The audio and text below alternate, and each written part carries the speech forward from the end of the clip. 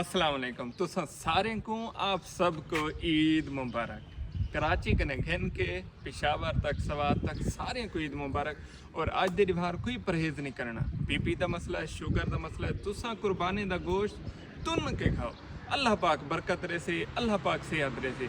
और आज दे बाहर काम की कोई गाल नहीं करनी, ऑनलाइन काम की कोई गाल नहीं करनी, और खासकर तुसा त्रिमती को तंग नहीं करना। अगर आपने खैरियत चाहते हैं सारे को इज्जत रहो, प्यार मोहब्बत वंडो और खिदमत करो तो खिदमत करो, इडो इडो ही वंडो, हमसाएं का भी ख्याल रखो।